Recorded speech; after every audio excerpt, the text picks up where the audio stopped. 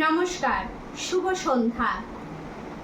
বিশ্বকবি রবীন্দ্রনাথ ঠাকুর রচিত রথযাত্রা। রথযাত্রার দিন কাছে, তাই রানী রাজাকে বললে, চলো রথ দেখতে যাই। রাজা বললে, আচ্ছা। ঘোড়া শাল থেকে ঘোড়া বেরোলো, হাতি শাল থেকে হাতি।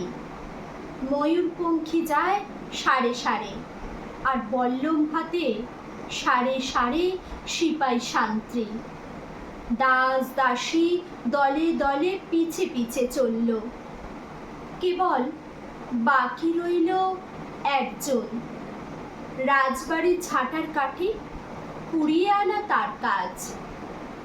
সর্দার এসে দয়া করে তাকে বললে, ওরে তুই যাবি তো আয়। সে হাত জোর করে বললে, আমার যাওয়া ঘটবে না। রাজার কানে কথা উঠল, সবাই সঙ্গে যায়, কেবল সেই দুঃখীটা যায় না। রাজা দয়া করে মন্ত্রীকে বললে, ওকেও ডেকে নিও। রাস্তার ধারে তার বাড়ি। হাতি যখন সেইখানে পৌঁছলো, মন্ত্রী তাকে ডেকে বললে, ওরে দুঃখী, ঠাকুর দেখবি, চল। সে হাত জোর করে বলল, কত চলবো? ঠাকুরের দুয়ার পর্যন্ত পৌঁছই এমন সাধ্য কি আমার আছে? মন্ত্রী বললে, ভয় কি রে তোর? রাজার সঙ্গে চলবি।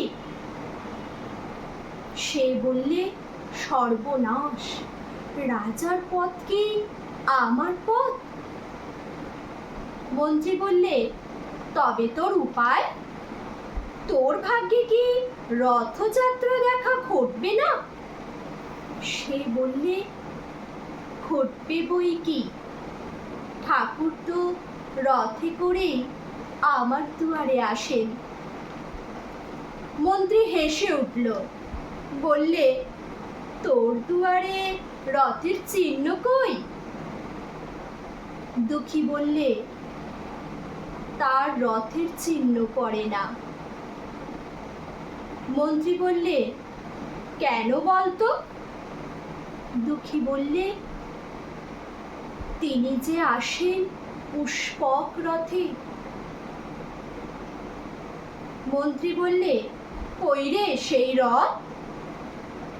দুঃখী দেখিয়ে দিলে, তার দুয়ারের দুই পাশে দুটি সূর্যমুখী ফুটে আছে। আপনাদের যদি আমার এই আবৃত্তিটি ভালো লেগে থাকে, প্লিজ আমার চ্যানেলটিকে সাবস্ক্রাইব করুন, লাইক করুন, শেয়ার করুন, কমেন্ট জানান। আপনারা এইভাবেই আমার পাশে থাকুন, সহযোগিতা করুন। আপনাদের সহযোগিতায় আমি যেন এইভাবেই আমার চ্যানেলটিকে এগিয়ে নিয়ে যেতে পারি। আজকের ভিডিওটি আমি এখানেই শেষ করলাম। ধন্যবাদ।